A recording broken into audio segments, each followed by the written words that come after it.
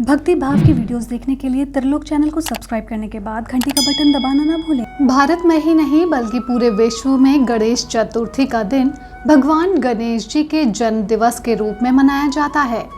वैसे तो हर महीने विनायक चतुर्थी का व्रत आता है, लेकिन भाद्रपद के महीने में आने वाली विनायक चतुर्थी बहुत खास होती है। हिंदू शास्त्रों के अनुसार इसी दिन ही गणपति बप्पा का जन्म हुआ था। महाराष्ट्र में गणेश चतुर्थी का दिन बड़े ही धूमधाम से मनाया जाता है। इन दिनों गजानन की पूजा अर्चना की जाती है। उन्हें मोदक और लड्डू का भोग लगाया जाता है। इसके बाद 11 दिन धूमधाम और विधि विधान के साथ उनका विसर्जन कर दिया जाता है। विसर्जन के दौरान गणेश जी से प्रार्थना की जाती है कि वो अगले साल जल्दी आएं और हमेशा अपने भक्तों पर कृपा बनाए रखें।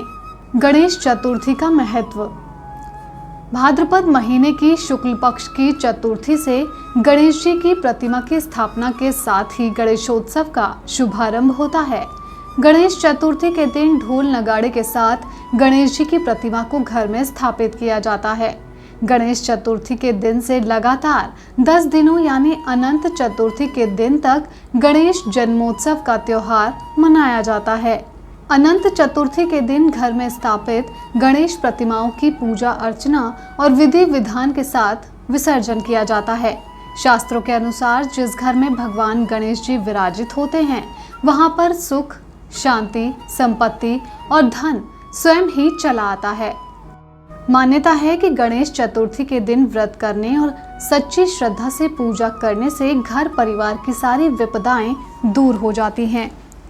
गणपति बप्पा अपने भक्तों को सुख संपदा का विशेष आशीर्वाद देते हैं। गणेश चतुर्थी का व्रत बहुत ही प्रभावशाली माना जाता है।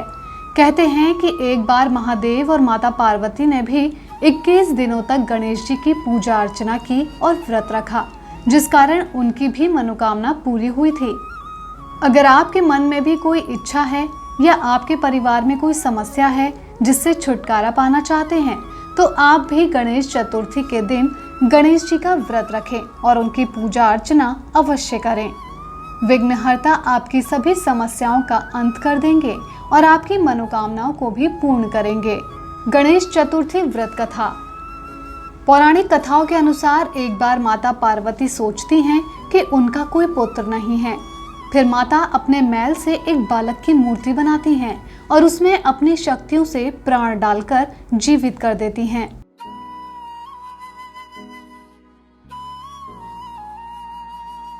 माता उस बालक को आदेश देती हैं कि किसी भी कीमत में किसी को भी कंदरा के कुंड में प्रवेश न करने दे, जिसके बाद माता कंदरा में स्थित कुंड में स्नान करने के लिए चली जाती हैं।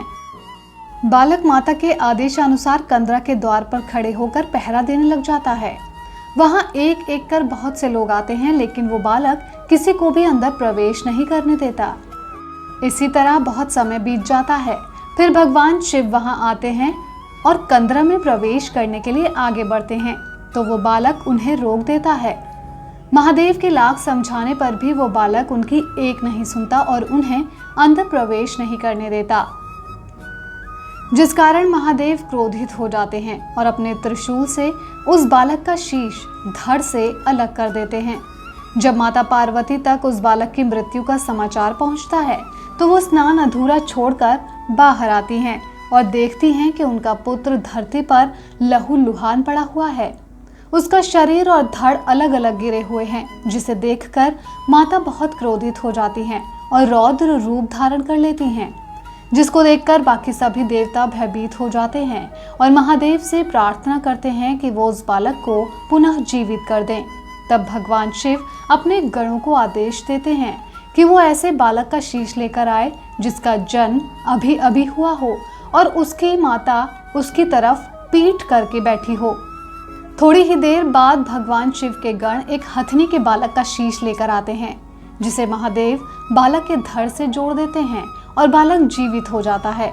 लेकिन बालक के जीवित होने पर भी माता पार्वती का गुस्सा शांत नहीं होता। वो महादेव से कहती हैं कि मेरे बालक का सिर एक गज का है, जिसके कारण सभी उसका मजाक उड़ाएंगे और तिरस्कार करेंगे। तब भगवान महादेव बालक को वरदान देते हैं कि आज से ये संसार तुम्हें गणपति के नाम से जानेगा। इसके बाद सभी देवता एक एक कर बालक को कोई ना कोई वरदान देते हैं। कोई गणपति जी को धन संपदा, सुख और ज्ञान का आशीर्वाद देता है, तो कोई उन्हें मांगलिक कार्यों को करने से पहले उनकी पूजा करने का आशीर्वाद देता है। इस तरह एक ही दिन में माता पार्वती के पुत्र को 2 बार जीवन मिलता है।